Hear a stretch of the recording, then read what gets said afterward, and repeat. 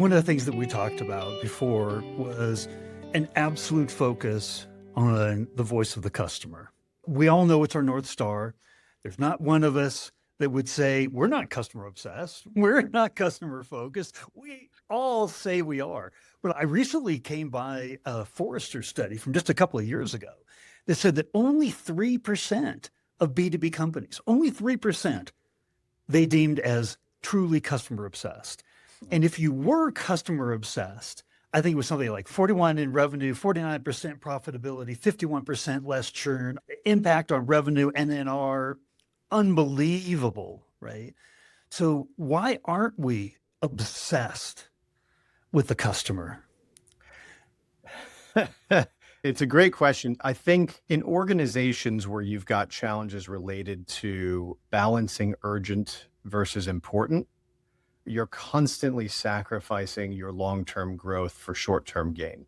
The way I've always looked at it is an account executive from a sales perspective is responsible for the quarter. The director or VP of sales is responsible for the year. And then the chief growth officer should be responsible for the subsequent 2 years. I think if you have misalignment there, you've got a real problem in your overall growth strategy because you're constantly sacrificing long-term growth for short-term gain. One way to bridge that gap for a revenue leader is to initiate voice of customer. And sometimes when you speak with salespeople, they don't understand why they should be wasting their time speaking with a customer about a product or services that might not drop for another 12 or 18 months. But actually, you should be thinking of your future self as an account executive, as a sales director. I'm okay now. I'm closing my book of business now. The company's happy now. But what's going to happen to my future self a year from now if I don't conduct a number of voice of customer calls to validate future product state? In addition to helping customers by looking really customer focused and obsessed, and helping your peers, the product owners, solution owners, product managers, and CPO to help feed their pipeline, you ultimately satisfy multiple objectives you have for a customer. And by the way, you feel a little less salesy in front of the customer if you're actually asking them what their problems are that you could solve in the future. So you bring up an interesting area on why talk to customers about future products and things.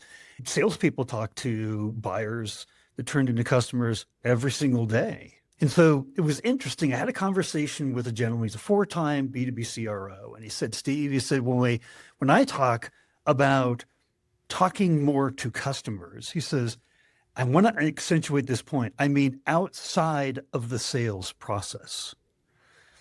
And I'd love to do you agree with that? There's tremendous amount of learning within the sales process we have, but there's a different set of learning when it's not in a pitch environment. It's not a sales environment. It's not where the buyer has their cards against their chest, right? And they're looking like this and they're trying not to reveal, they're trying to glean what they can from you.